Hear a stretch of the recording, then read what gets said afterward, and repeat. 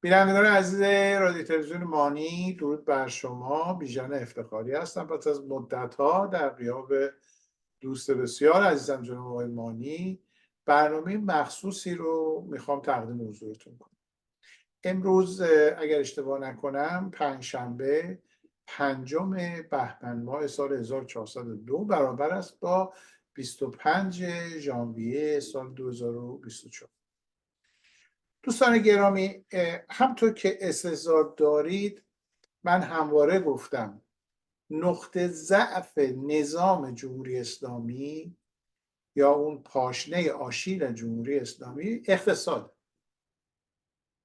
و راهی که میشه به این مادون حیوانات ضربه زد هم اقتصاد.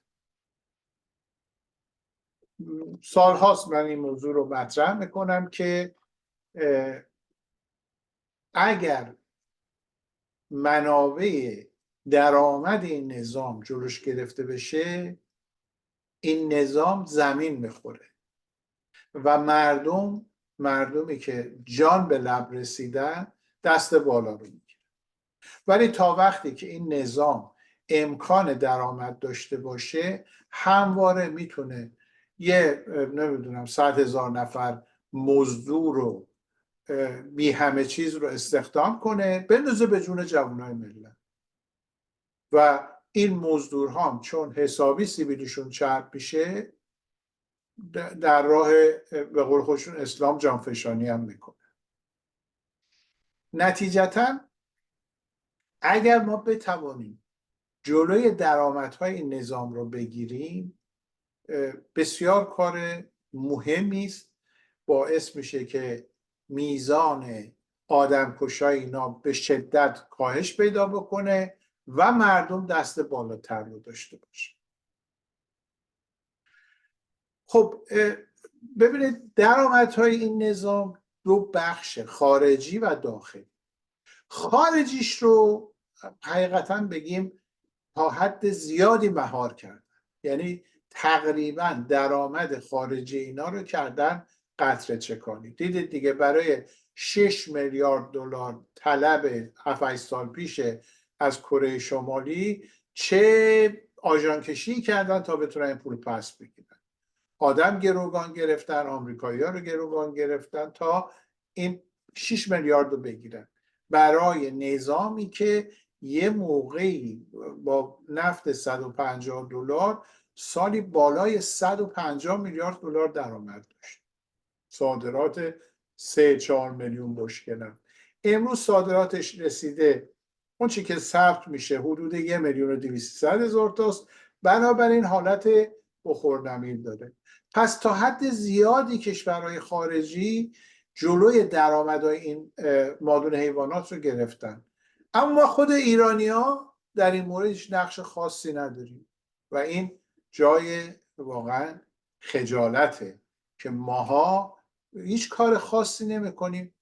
میریم پول رو میذاریم رو سرمون، تقدیم آخوند میکنیم، میگیم بفرما آقا این مالیات ما، این نمیدونم جریمه ما، این پول آب ما، این پول برق ما، برای اینکه دلمون نمیخواد کوچکترین مسئله تو زندگیمون پیش بیاد. خب نتیجهش این هستش که 44 سال وجود منحوس آخوند رو میپذیریم و در ذلت زندگی میکنیم. فکر میکنم موقعشه که ما ایرانی ها به فکر بیفتیم که آقا منبع درآمد اینا رو ما داخلیشو ما اقلا جلوشو بگیریم. یادتون هست حدود 2 ماه پیش در خدمت جناب مانی ما یه برنامه راجع به بودجه سال 1403 جمهوری اسلامی داشتیم بر اساس مطالبی که خود مجلس داده بود. تجزیه تحلیل کردیم و به این نتیجه رسیدیم که این بودجه 50% کسر داره. توضیح ما این بود که آقا شما فرض بگیر که ماهی 10 میلیون تومان حقوق میگیری، برابر این سالش میشه 120 میلیون تومان. بعد میای حساب بکنی که خب ما در این سال هزینه‌مون چقدره، میبینی 200 میلیون هزینه داری، هیچ کاریش هم نمیتونه بکنی ها. پول قسط خونه داری، قسط ماشین داری، پول دانشگاه بچه ها داری، نمیدونم پرستار از پدر بزرگ باید مراقب. همه اینا رو میبینی، اینا ضروریه. 200 میلیون به خرج داری، 120 میلیون در میاری، میگن کسر بودجه. به همین سادگی. جمهوری اسلامی هم امروز 50% نصف اون چیزی که هزینه داره میتونه در بیاره. خب فکر میکنید چیکار کرده؟ گفته آها یه راه خیلی خوب داره. ملت شریف ایران، من تا حالا 2 تا دستم تو جیبشون بود، حالا 2 تا پام هم میخوام میکنم اون تو، هر چی دارن ازشون میگیرم، از طریق مالیات ها، از طریق بالا بردن قیمت ها. بنابراین امسال برای شما آخوند یه نقشه حسابی کشیده. حالا میشه مثل همیشه دلی کرد و گفت نه خبری نیست، اینا آخر سال متوجه شد چه بلایی سرمون اومده، میشه از حالا به فکر. من اگر یادتون باشه تو اون برنامه پیشنهاد کردم که آقا برید به سمت رمز ارزهای دیجیتالی مثل بیت کوین، و یه توضیح مختصری دادم.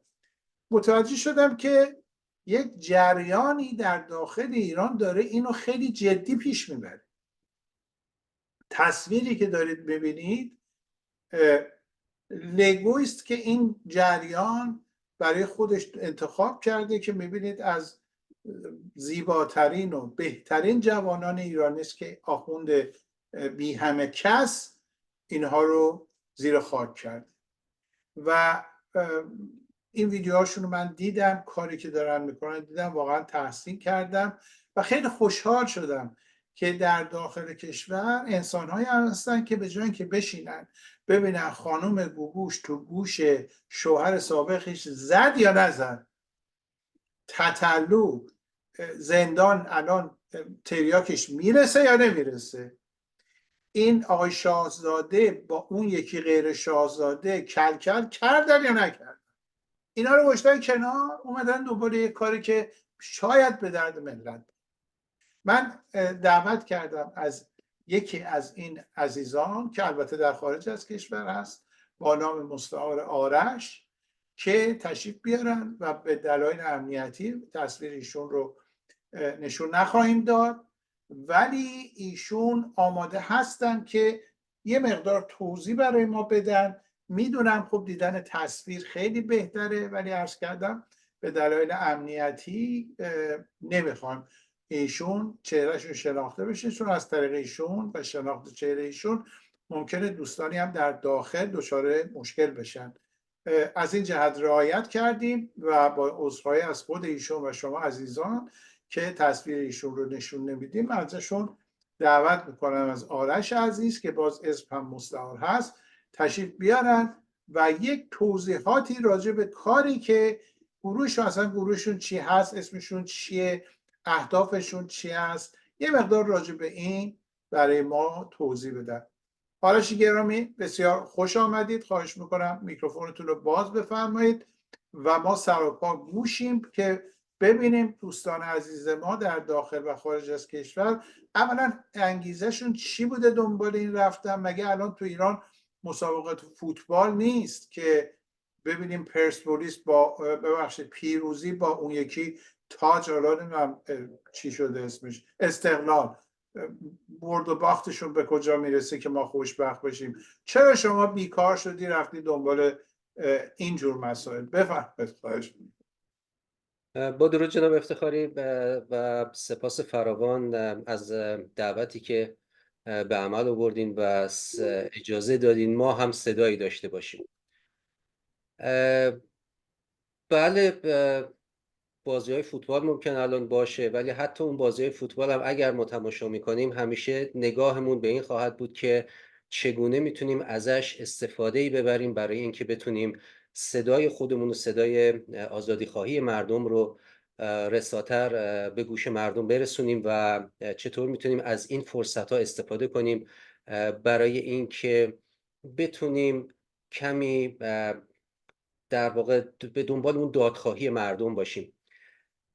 این گروه در واقع هسته اصلیش در ایران تشکیل شده بود و با کمک یک سری از دوستان در خارج از کشور سعی کردیم که بهش یک شکل و سازمانی بدیم.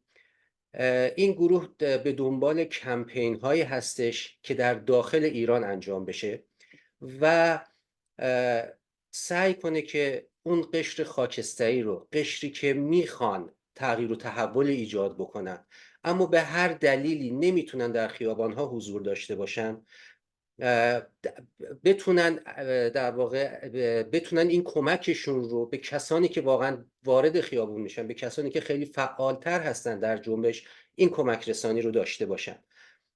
کسانی که در خیابان ها هستن، کسانی که به طور فعال این کار رو دارن انجام میدن و شجاعت بسیار بالایی دارن و کاملا قابل تحسین هست جای خود. ما سعی کردیم از نیروی پنهانی که در جامعه نهفته هست بتونیم استفاده کنیم و نیروی بسیار بزرگی است. اعتقاد داریم این نیروی بسیار بزرگی است و میتونه به جوانای ما در خیابان ها کمک بکنه. این کمپین اولین کمپینی هستش که ما راه اندازی کردیم و در واقع زیرساخت هایی رو میخواد ایجاد بکنه برای کمپین های بعدی که احتیاج به مشارکت بسیار بالای مردم داره برای اینکه موفق بشه. این مشارکت همونطور که عرض کردم ما به خاطر اینکه برای در واقع قشر خاکستری داریم اینها رو تدارک میبینیم کاملا خشونت پرهیز هستش و نمیگم قانونی هست، چون در جمهوری اسلامی ما هیچ چیزی قانون نداریم، هر چیزی رو به راحتی میتونن تبدیلش کنن به غیر قانون اگر ازش خوششون نیاد، ولی در هر صورت میتونن اینو بدون اینکه بخوان خطری متوجهشون باشه، حتی وقتی که دارن میرن به مسافرت، دارن میرن برای تفریح، حتی وقتی که زمانی که دارن میرن برای تماشای فوتبال، میتونن سهمی داشته باشن در این مسئله که حالا در توضیحات بعدی عرض خواهم کرد. اگر سوالی هست بفرمایید. اگر خب اسم این گروه شما چیست آرش گرامی؟ ما اسم این گروه رو با ما میتوانیم در واقع گذاشتیم چون معتقدیم که ما میتونیم، فقط باید بخواهیم.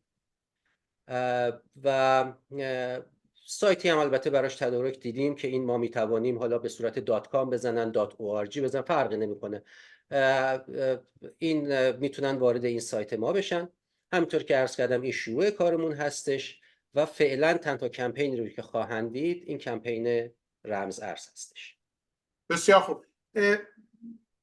یه توضیحاتی راجع به همین موضوع بفرمایید و اگر بینندگان ما به خصوص در داخل کشور به این موضوع علاقه‌مند شدن کجا باید برن، با شما چجوری تماس بگیرن و چه توضیحاتی در مورد همین کمپین رمز ارز دارید؟ اهدافتون چیه و چجوری به قول خودتون میخواید با قشر خاکستری نزدیک بشید؟ بفرمایید. اجازه بدین در ابتدا من یک ویدیو کلیپ رو که در ایران تهیه شده به اشتراک بذارم.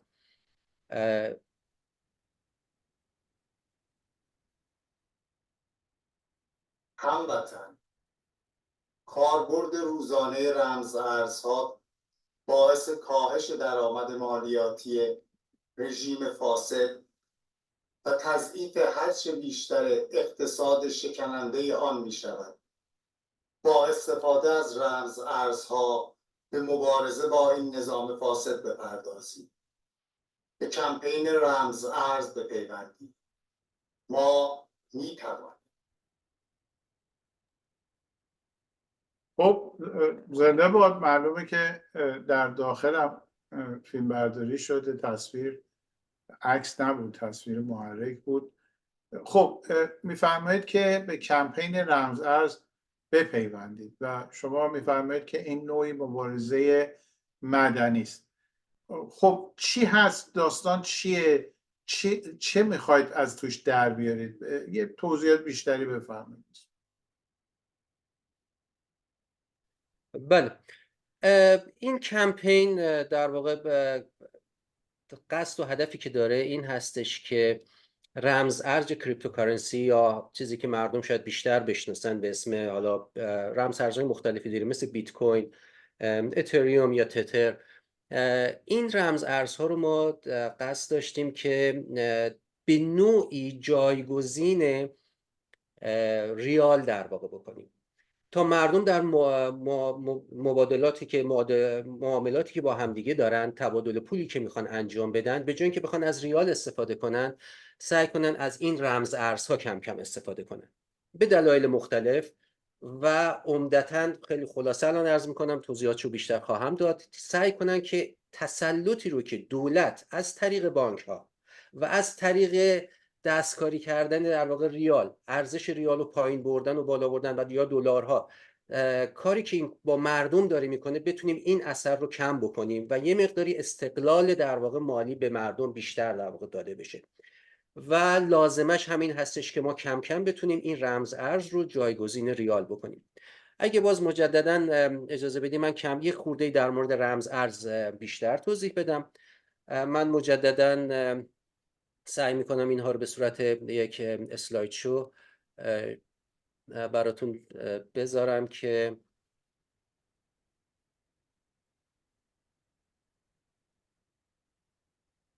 اجازه بدین من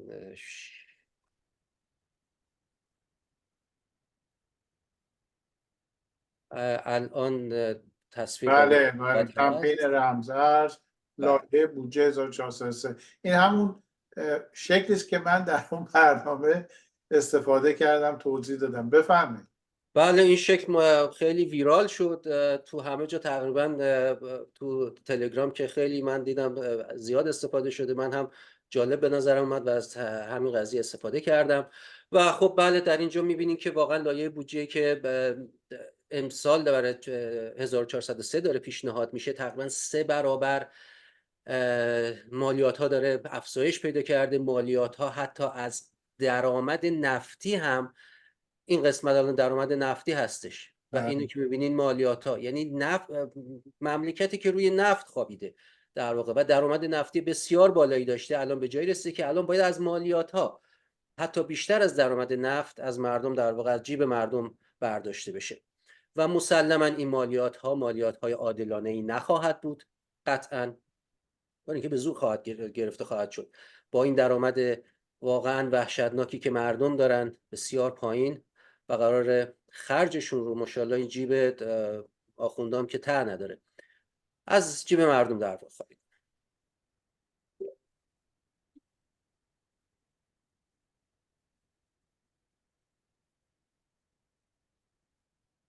بسیار در مورد کمپین رمز ارز، اولین قسمت صحبت از یه مقداری رمز ارز میکنم که این رمز ارز چی هستش. رمز ارز در واقع یک جور پول مجازی هستش که توی به جای اینکه توی بانک ها و به صورت متمرکز بخواد جابجا بشه، توی شبکه‌های کامپیوتری هستش و به صورت غیر متمرکز این پول ها جابجا میشه و به خاطر همین چون غیر متمرکز هستش، کنترل مستقیمی روش نیست، نمیتونن روی اینها دستکاری بکنن و کارکردش هم بسیار شبیه حساب‌های بانکی هستش. آره جان، یک لحظه اضافه کنم. پس میفرمایید که من میرم رمز ارز میخرم، ولی نه جمهوری اسلامی نه هیچ بانکی خبر نداره که من رمز ارز دارم، درسته؟ بله، چون به صورت متمرکز اینها کنترل نمیشه، کسی هم نمیتونه به حساب شما دسترسی داشته باشه، شما چه شخصی هستین که این حساب رو دارین و یا از این حساب به چه حساب دیگه در واقع داره پول واریز میشه یا از چه حسابی به حساب شما پول واریز میشه. چرا؟ چون اینها هیچ کدوم به صورت متمرکز کنترل نمیشه، در شبکه کامپیوتری هستش و هیچ ردی از خودش به جا نمیذاره و به خاطر همین خیلی در واقع داره جا میفته و جا افتاده، سالهاست داره استفاده میشه و برای خیلی از معاملات روزمره داره کم کم این جا میفته. متاسفانه در ایران به خاطر امکانات کمی که هست این قضیه خیلی کم جا افتاده. بله بفهمید خواهش. همونطور که عرض کردم نحوه کارکردش درست مثل همین کارت به کارت کردن پول هست توی ایران که مردم خیلی باهاش آشنا هستن. اینجا به همین ترتیب خیلی راحت شما با دادن شماره حساب اون کیف پولتون میتونید به راحتی این پول ها رو جابجا بکنید. برای اینکه بشه این کار رو کرد شما احتیاج دارید که یک کیف پول دیجیتالی داشته باشید. وقتی این کیف پول رو داشته باشین، درست انگار که اون حساب بانکی یا اصلا خود اون بانک انگار توی جیب شما هستش و به راحتی میتونین تمام تراکنش‌های مالی رو انجام بدین. حتی یک سابقه از اون توی این کیف پولتون باقی خواهد ماند که اگه خواستین میتونین برگردین برای حسابرسی یا هر کار دیگه‌ای میتونین به این کیف پول مراجعه بکنید. فقط چیزی که مهم هستش و باید دوستان بدونن این هستش که این کیف پول دیجیتالیات به دو صورت هستش، به صورت هزانتی و غیر هزانتی. هزانتی زمانی هستش که ببخشید من تصویر شما رو نه اشکال نداره، بعد شما ادامه بدید، من میشنوم. کیف پولای هزانتی زمانی هستش که شماره حساب اصلی این کیف پول، در واقع حساب رمزش، دست شرکت های دیگه هستش، دست افراد دیگه تو پلتفرم های دیگه هستش و ممکنه که به هر دلیلی این پول شما یه موقعی در واقع بالا کشیده بشه. اما کیف پول های غیر هزانتی هم هستش که همه چی در اختیار خود شما هستش، تمام کنترل، تمام اون پسورد، همه چی در اختیار خود شما هستش و این کیف پول هیچ وقت قابل هک کردن نیست، قابل این نیستش که یه موقعی برفرض پولی از توش برداشته بشه یا مثلا اگر اون شرکت یا هر چیزی بسته بشه پول شما سر جای خودش باقی خواهد بود. به خاطر همین هستش که خیلی مهمه که توجه داشته باشین که کیف پول شما غیر هزانتی باشه. خب آرش گرامی، برای چی من باید برم هزانتی بگیرم؟ چه دلیلی داره؟ یکی از دلایلی که هست در واقع به این فرم هستش که شما گاهی موقع برای ترید میخواین از این رمز ارز استفاده کنین. کسانی که به عنوان ترید از رمز ارز استفاده میکنن درست مثل بورس میمونه، مثل این میمونه که شما پولتون رو میبرین میذارین توی بورس. وقتی شما پولتون رو داخل بورس گذاشتین پول شما اونجا هست، اگر بورس به هر مشکلی بخوره یهو حساب شما رو ببنده پول شما رفته. اما کار ترید برای شما خیلی راحت تر خواهد شد، به خاطر هم اونها غیر هزانتی هستن.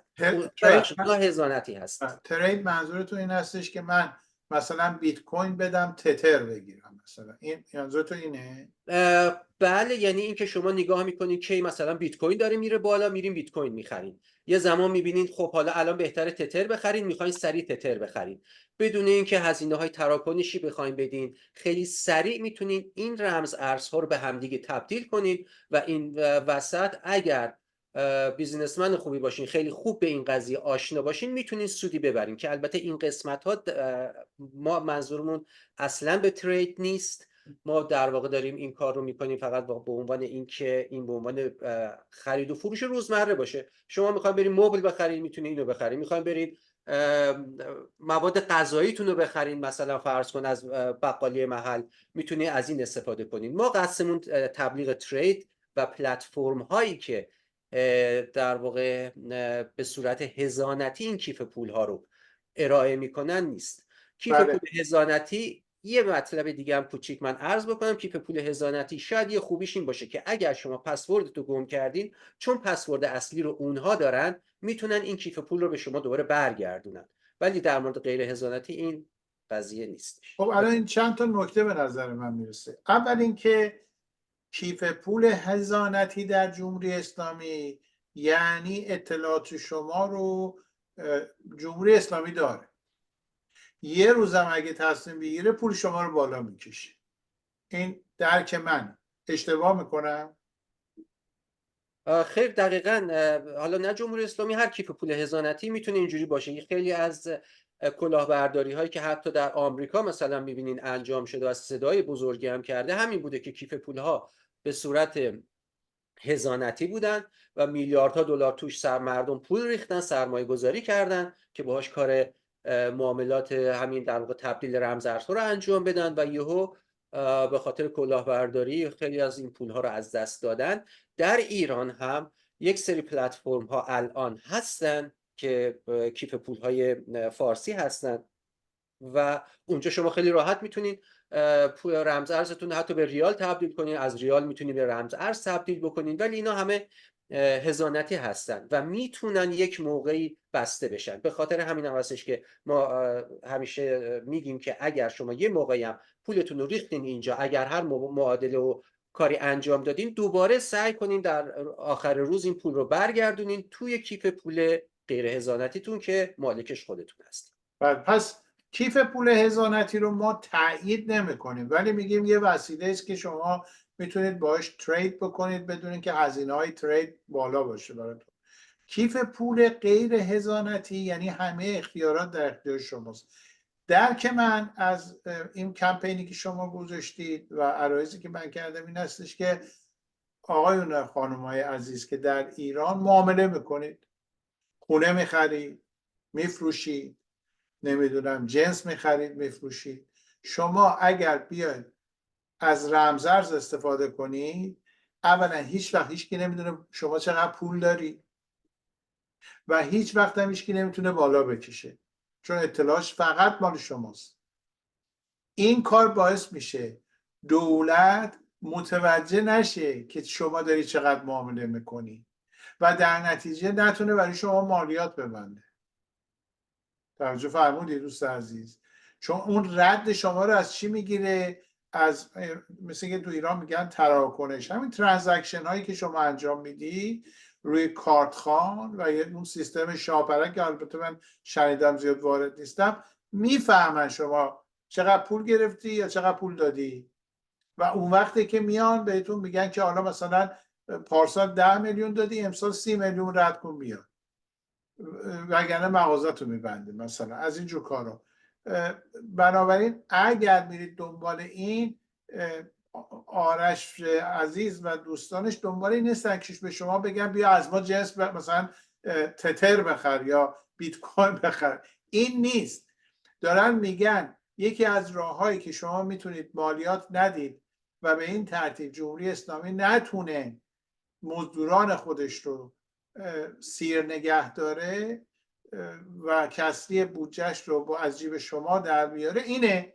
اینطوری میتونید به خیال راحت معامله بکنید، پولتون هم در اختیارتونه. آیا جان در مورد اینکه ارزش پولشون سر جاش میمونن اگه ممکنه یه توضیحاتی بفرمایید؟ بله حتما. اجازه بدین من به ترتیب جلو برم. باز مجددا اسکرینمو اجازه بدین بیارم خدمتتون. بله من الان شروع میکنم کم کم صحبت کردن در اینکه این استفاده از رمز ارز از لحاظ بعد اقتصادی و اینا چه مزایایی خواهد داشت. یکی اولین مسئله که همه به ذهنشون میرسه بله همین مسئله حفظ ارزش پول هستش. ارزش پول متاسفانه ریال که هر روز ارزشش کمتر میشه. شما وقتی که پولی دستتون میرسه، وقتی اینو تبدیل میکنید به رمز ارز، دیگه در واقع اون افت ارزش ریال رو شما در واقع ازش رد شدین و دیگه اون قدرت خرید شما در واقع حفظ خواهد شد.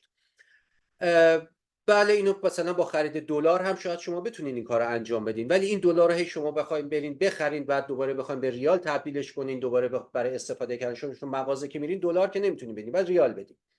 به خاطر همین طی این تبدیل ها شما دچار دردسر خواهید شد و به هر حال یه مقداری کارمزد باید پرداخت بکنید و اینها شاید خیلی راهکار نباشه. علاوه بر اون که عرض کردم به هر حال باز دوباره هنوز باز سیستم برمیگرده به ریال، برمیگرده به سیستم بانکی که در واقع ما میخوایم اینها رو دور بزنیم.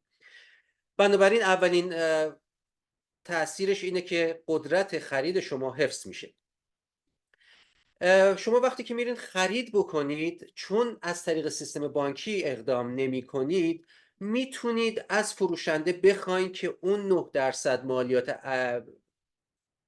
افزوده بر ارزش در واقع از شما گرفته نشه. این یکی از راهایی که میتونید حتی یک تخفیفی در واقع بگیرید 9% رو. چرا؟ چون این تراکنش ها، این ترانزکشن ها جایی ثبت نمیشه. پس بنابراین فروشنده هم میتونه خیلی راحت اون 9% رو به شما تخفیف بده.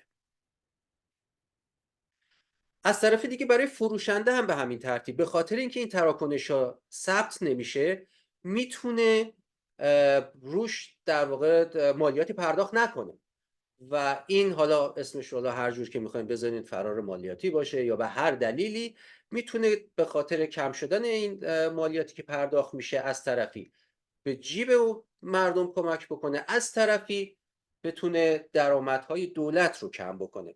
در واقع این یک نوع تحریم دولت هستش. ما همش صحبت از این میکنیم که کشورهای خارجی بیان تحریم کنن جمهوری اسلامی رو، چرا ما خودمون این کار رو نکنیم و به نوعی سعی کنیم به این تحریم ها کمک بکنیم. گاهی موقع دولت میاد با دلار بازی میکنه، تغییرات در واقع یک جور قیمت‌های ساختگی رو توی بازار اعمال میکنه. زمانی که به پول لازم داره به طور کاذب ممکنه دلار رو بالا ببره، مردم میریزن دلار میخرن، بعد از یه مدت دوباره دلار برمیگرده به قیمت‌های قبلی و مردم این وسط یک مقداری پول فقط از دست دادن. این کاریه که دولت بارها و بارها زمانی که به خصوص دچار کسری بودجه است انجام میده. از طرف دیگه وقتی که این رمز ارز بتونه گسترش پیدا بکنه، این پول‌های بین خارج و داخل راحت‌تر میتونه تبادل بشه.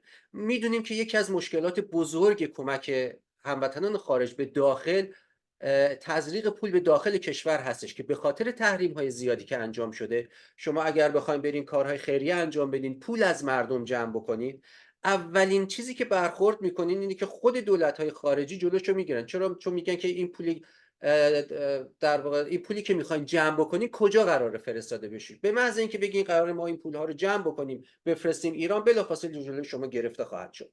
اما اگر از رمز ارز استفاده بشه، این تبادل پول به راحتی بین خارج و داخل انجام خواهد شد بدون هیچ مشکلی، بدون اینکه هیچ رد پایی در واقع به جا گذاشته بشه. برای کسانی هم که میخوان مسافرت کنن برن خارج و هر چیز، میدونید که برای خارج شدن از کشور شما فکر میکنم الان فقط $5000 بیشتر نمیتونید از ایران خارج بکنید. وقتی به صورت رمز ارزش بشه دیگه هیچ محدودیتی نداری، شما هر مقدار رو که بخواید توی کیف پولتون ریختین خارج از کشور، هر جا بخواید دوباره میتونید این رو به راحتی تبدیل به ارزهای رایج بکنید بدون اینکه سر هیچ مرزی در واقع از شما بپرسن که چقدر پول نقد همراه دارید. و این هم یک تسهیلات دیگه ای هستش که رمز ارز میتونه در اختیار هموطنان بذاره. از طرفی وقتی باز این جا بیفته، این تراکنش ها، مردم عادت کنن به این تراکنش ها، یک عده‌ای هم میتونن این وسط کار این تراکنش ها، درست مثل صرافی ها. صرافی دیگه توی رمز ارز شما لازم نیست که حتما صرافی ها به صورت یک جای مشخصی داشته باشن. خیلی از مردم که دسترسی به این دارن که بتونن رمز ارز بخرن، میتونن این تسهیلات رو در واقع در اختیار دیگران بذارن و شاید یک منبع درآمدی هم باشه برای مردم. اینها چند تا از جنبه‌های اقتصادی رمز ارز بود، بدون اینکه بخوام به مسائل دیگه‌اش در واقع حالا عرض میکنم در ادامه. درسته که از رمز ارز میشه برای سرمایه گذاری و کسب درآمد و اینجور کارها هم استفاده کرد. عرض میکنم ما هدفمون این نیست، مردم میتونن اگر خواستن این کارها رو انجام بدن و خوبه که در موردش معلومات کافی اول کسب بکنن ولی به هر حال ما نمیگیم نکنید، نمیگیم این کار رو انجام بدید. فقط مهم برای ما این هستش که مردم در معاملات روزمرهشون از این رمز ارز استفاده بکنن و این در سطح بالایی در جامعه جا بیفته. هدف اصلی ما این هستش. اگر سوال خاصی نداری من باز میتونم ادامه بدم. بله بفرمایید. بله. حالا میایم به بعد دیگه ای نگاه میکنیم از این رمز ارز در رابطه با اعتراضات مدنی، چیزی که شاید خیلی ها بهش علاقه داشته باشن. اینو باز دو قسمت میتونیم تقسیمش بکنیم، به این صورت که یه سری حمایت‌های به صورت غیر مستقیم و خشونت پرهیز از اعتراضات اگر بخوایم داشته باشیم، میشه اینو یکی از قسمت‌ها باشه به این ترتیب که وقتی که از رمز ارز شروع کنن مردم استفاده کردن، یواش یواش دولت اون کنترلش رو بر حسابای بانکی مردم از دست میده. دولت بدون اجازه از دادگاهی میتونه به راحتی هر اطلاعاتی رو که میخواد از بانک‌ها بکشه. اینکه شما کجاها پول دارید، به کجاها این پول رو در واقع فرستادین و شماها رو ممکنه بتونه ربط بده. برفرض شما میخواید کمک کنید به یه خانواده، مثلا به خانواده زندانی ها میخواید کمک بکنید، دولت میتونه این حساب ها رو کلا تراکنش‌هاش رو پیدا بکنه و بتونه اطلاعاتی رو که میخواد کسب بکنه. بنابراین ما یکی از کارمون اینه که بتونیم دولت رو در واقع کاهش کنترل دولت بر حسابای مردم باشه. یکی از کارهایی که باز دولت دیدیم انجام میده، حساب بعضی از معترضین رو باز بدون حکم دادگاه مسدود میکنه و این میتونه بسیار برای خیلی ها واقعا عذاب آور باشه. وقتی شما حساب بانکی نتونید داشته باشید، چی کار میخواین بکنید؟ اگه حساب بانکی نمیتونید مدام این پول ها رو تو جیب خودتون داشته باشین و بخواید جابجا بکنید، اما وقتی که شما حساب رمز ارز داشته باشین، باز دولت دستش اینجا بسته خواهد بود. اگر قرار باشه کسی به شما بخواد کمک کنه، به راحتی میتونه به اون حساب رمز ارز شما کمک بکنه، حتی اگر حساب بانکیتون مسدود باشه. از طرف دیگه که باز صحبت شدش که به هر حال با این کار دولت کاهش درآمد خواهد داشت و این نوعی تحریم هستش و این در واقع این تحریم میتونه به عنوان اعتراض مدنی مردم باشه، همینطور که شما انتخابات رو تحریم میکنید. در واقع به این ترتیب میتونین شما دولت رو تحریم بکنین بابت مالیات های ناعادلانه ای که در واقع قصد داره بگیره و خواهد گرفت. و باز همینطور که صحبت شد، این درآمد دولت از کاهش نوسانات ساختگی که ایجاد میکنه در بازار ارز، به خصوص در زمانی که بحران ها ایجاد میشه، سعی میکنه ذهن مردم رو حتی با این کارها به جای دیگه در واقع بکشه، ذهن مردم رو دور کنه از جریانات اصلی، به مسائل اقتصادی مشغولشون بکنه، با نوسانات وحشتناکی که میتونه در دلار فقط به صورت در واقع دروغین ایجاد بکنه و این کار رو دیدیم که توی جنبش مهسا این کار بارها و بارها تکرار شد. اینها قسمت در واقع حمایت‌های غیر مستقیم بود، اما یه سری حمایت‌های مستقیم هم میشه انجام داد، به این ترتیب که وقتی این رمز ارز به صورت یک زیر ساختار توی مردم کاملا جا افتاد و استفاده ازش در حد بالایی شروع کرد که در واقع استفاده بشه در حد بسیار بالا، کاری که میکنه اینه که کمک رسانی به مردمی که فعال هستن رو بسیار آسون خواهد کردش. این یکی از مسائل مهم امنیت کسانی هستش که این پول رو دریافت میکنن. چرا؟ چون اگر کسی احساس به عنوان مثال عرض میکنم، ما خواستیم به یک در واقع به یک وکیلی میخواستیم بهش بگیم که آقا شما وکالت این شخص رو به عهده بگیر، ما هزینه هاش رو خواهیم داد. مشکلی که داشت این بود که میگفت میدونن پول میاد تو حساب من، میترسید از اینکه بخواد پولی از ما بگیره و این یکی از باز دلایلی بودش که ما سعی کردیم در واقع بهش فکر بکنیم و ببینیم آیا راه حلی میشه براش پیدا کرد یا نه. وقتی که از رمز ارز استفاده میشه، میبینیم که حالا این کسانی که این پول رو میخوان دریافت کنن از احساس امنیت بیشتری خواهند کرد که دولت نمیتونه اینها رو پیدا بکنه و باز این میتونه کمک مستقیمی بکنه به کسانی که احتیاج به کمک دارن ولی ترس اینو دارن که دولت اینو بفهمه و تحت فشارشون بذاره. این بستر وقتی که آماده بشه، نقل و انتقال بین سازمان‌های دیگه‌ای که فعال هستن در داخل کشور میتونه، چون به هر حال هر سازمانی احتیاج به کمک‌های مالی خواهد داشت. مردم اگر بخوان به اونها کمک مالی بکنن، نمیتونن از حساب ریالی خودشون بردارن به اونها کمک بکنن. خب مشخص دولت به راحتی میفهمه. ما در واقع یکی از کارهای دیگه‌مون همینه که بسترسازی بکنیم که این نقل و انتقال مالی بدون رهگیری باشه و مردم راحت تر بتونن اگر میخوان کمکی بکنن این کمک هاشون رو به دست دریافت کننده های واقعی در واقع برسونن.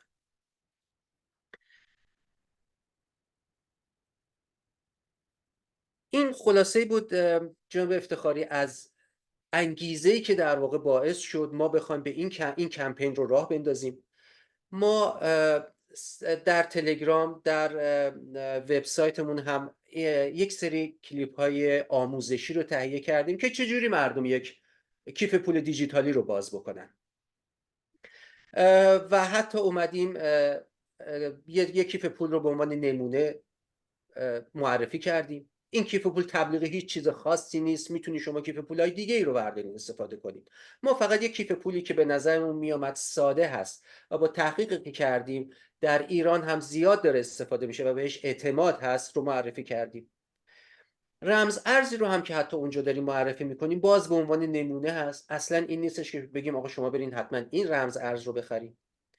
اما یه چیزی که باز ما توی ایران متوجه شدیم، خیلی مردم دوست دارن برن تتر برفرض بخرن. تتر یه چیزی که هست، من اینجا عرض کنم شاید برای فقط اطلاعات دوستان باشه، اینه که تتر بر مبنای دلار ساخته شده و دولت آمریکا در واقع یه جوری پشت این رمز ارز هستش، به این ترتیب که شما رمز ارزها ممکنه که قیمتاش مدام بالا پایین بشه. بیت کوین رو میبینی که چقدر قیمتش بالا میره پایین میاد، اتریوم و اینجور چیزها. ولی یک تتر $1. حتی اگر خود دلار قیمتش بالا و پایین بشه و نوسان داشته باشه، بازم یک تتر $1 هستش. اینه که این یه مقداریش جالب شده شاید برای مردم در داخل ایران و مردم زیاد از این تتر استفاده میکنن. در هر صورت باز ما هیچ تبلیغ هیچ چیز خاصی نمی کنیم، چون این وسط هیچ سود خاصی به کس خاصی نمیرسه. تنها چیزی که مد نظر ما این هستش که شما یاد بگیرید یک کیف پول دیجیتالی باز بکنید. توی این کیف پول دیجیتالتون کم کم یه ذره شروع کنید توش پول بریزید. اصلا تو بین دوستانتون، آشنایانتون میتونید شروع کنید کم کم این پولا رو رد و بدل کنید تا یواش یواش دستتون بیاد. وقتی دستتون بیاد میبینید که به راحتی درست مثل همین حسابای بانکی خودمون هست، میشه این پولها رو راحت منتقل کرد. نه در داخل ایران، حتی در خارج. خیلی از دوستان هستن که یک تبادل، چیزی که خیلی جالب بود برای ما این بودش که حجم بسیار زیادی پول بین ایران و خارج داره تبادل میشه. چون اولین سوالی که از ما میکنن این هستش که خب ما چجوری این رمزارز رو بخریم؟ صرافی ها یک منبعش هستن، ولی شما شاید نخواین از صرافی ها پول بخرید، شاید نخواد کسی بفهمه که شما مثلا رفتین رمز ارز خریدین. در داخل ایران هم شما نمیتونی از کردیت کارت و جوری دیگه استفاده کنی که بخواید رمز ارز برفرض بخرید. اما به خاطر تبادل زیاد مالی که بین ایران و خارج هست، خیلی از ایرانی ها دانشجو دارن در خارج کشور، آشنایان و دوستان زیادی دارن در خارج کشور. خیلی ها از ایران پول برای خانوادهشون میفرستن به خارج، خیلی ها از خارج برای کمک به خانوادهشون پول میفرستن به داخل. همین رو میتونن به صورت تبدیلش کنن به رمز ارز. شما پول دلار میفرستی برای دانشجویت، برای فرزندت به خارج، میتونی بهش بگی آقا یه مقدار بیشتر دلار بفرستین، بهش بگین که به صورت رمز ارز یه مقدارشو برای من برگردون. یا شما فرض کنید وقتی که یه نفر در ایران خانواده‌ای داره، در ایران کسی در خارج هستش، مثلا در ایران خانواده‌ای داره، میتونی بگی یه کیف پول دیجیتالی درست بکن، من اونجا به جای که بخوام بدم صرافی کسی پول واسه تو بفرسته، اینو به صورت رمز ارز میفرستم توی کیف پول شما. این به راحتی میتونه این کار انجام بشه. من میدونم که مردم انقدر خلاق هستن که راههای مختلفی میتونن برای این قضیه پیدا بکنن و بسیار کاری که انجام شدنیه، فقط لازمش اینه که بخوان.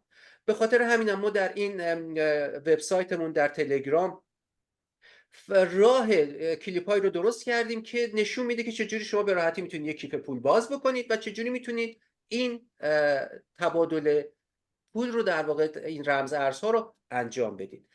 سوالاتی هم اگه باشه توی تلگرام ما میتونیم بهش جواب بدیم. فقط باز عرض میکنم که ما دنبال ترید و دنبال پول در آوردن مثل بورس و این برنامه ها نیستیم. اگر کمکی از دست ما برمیاد ترجیح میدیم در این جهت باشه که این کمپین گسترش پیدا کنه و هرچه بیشتر مردم بتونن از این استفاده کنن تا کم کم این رو ما بتونیم تا حدود زیادی جایگزین ریال بکنیم. من در خدمتتون هستم اگر سوال. بسیار عالی، خیلی متشکرم آرش گرامی. در پایان وقتمون رسیدیم، ولی قبل از اینکه بریم اولا من تشکر میکنم از شما و دوستان عزیز در داخل کشور که روی این موضوع به اصطلاح تمرکز کردید و زحمت کشیدید و چقدر عالی کار کردید.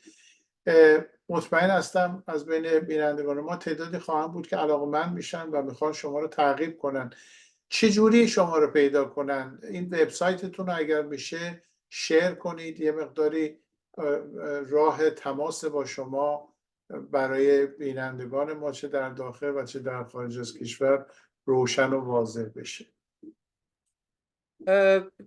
راحت ترین کارش ما میتوانیم .com هستش. اگر به اونجا ما لینک تلگرام رو هم گذاشتیم که بعد از همون اینو میتونید الان شیر کنید وبسایتتون رو در صفحه ما. چند لحظه. بله اگر بخواین من اجازه بدین رو تمام کلیپ هایی که البته من گذاشته بودم این اجازه بدین الان من مجددا این رو شیر میکنم براتون که دوستان ببینن وبسایت شما رو بشناسن. این لینکش هستش اگر میخواین. بله این بالاست. ما بله میتونیم من اگر چند لحظه اجازه بدین من خود وبسایت رو هم بیارم. بله اونم خوبه. پس عزیزان ببینید تا آرش گرامی اون رو بیاره، ما میتوانیم با وی دبلیو نیست، ما با دبلیو هم اگر بزنن بازم همین سایت خواهد اومد. جالب. پس ما میتوانیم .com گفتن .org هم هست مثل این که. بله .org هم هست. بسیار خوب. پس دیگه پیدا کردن شما برای کسی که جستجوگر باشه کار مشکلی نباید باشه. ما میتوانیم .com. من البته دیدم وبسایت رو، در اونجا آیکون های فیسبوک و توییتر و تلگرام هست، اینستاگرام هم هست. حالا نمیدونم فیسبوک رو شاید نه، ولی اینستاگرام هست. به خصوص مثل که کانال تلگرامشون بسیار فعاله.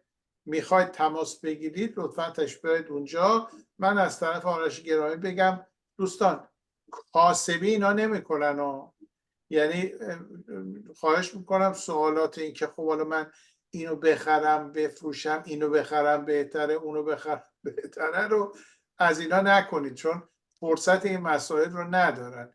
همونطور که ملاحظه میفرمایید افراد تحصیل کرده و وطن پرستی هستند که میخوان یک کاری برای ملت انجام بشه، دنبال کاسبی نیستن اینا. حالا چون اگر پیدا نشد مسئله نیست. یه لحظه دیگه اجازه بدین. بله ببخشید متاسف من بتونم این رو بیارم این سمت.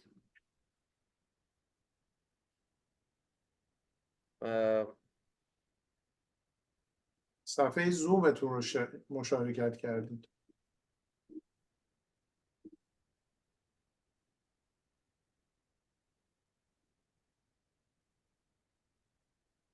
حالا چون ما وقتمون تمام شده آرش گرامی مسئله نیست. من امیدوار هستم که ما باز هم کمپین های دیگه ایش که شما میذارید از شما دعوت کنیم تشریف بیارید با عزیزانمون. بسیار خوب. بله این وبسایت ما میتوانیم هست، همونطور که عرض کردم آدرسش هست ما میتوانیم .com. ما میتوانیم یک کلمه با همه و میتونید ما میتوانیم و هر جورم بنویسید میاد. بعد اون وقت اینجا قسمت های مختلف داره که کلیک میکنید و یه توضیحات خیلی مفصلی دادن به خاطر اینکه خودشون خیلی روی موضوع کار کردن، احاطه پیدا کردن و میدونم که افراد تحصیل کرده هم هستن و مطالب رو در عمقش وارد شدن.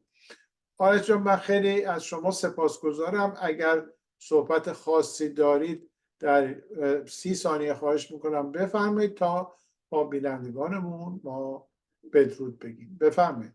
خواستم فقط سپاسگزاری کنم از این وقتی که به ما دادین، فرصتی که به ما دادین تا بتونیم صدامون رو به هموطنان دیگه برسونیم. تشکر فراوان.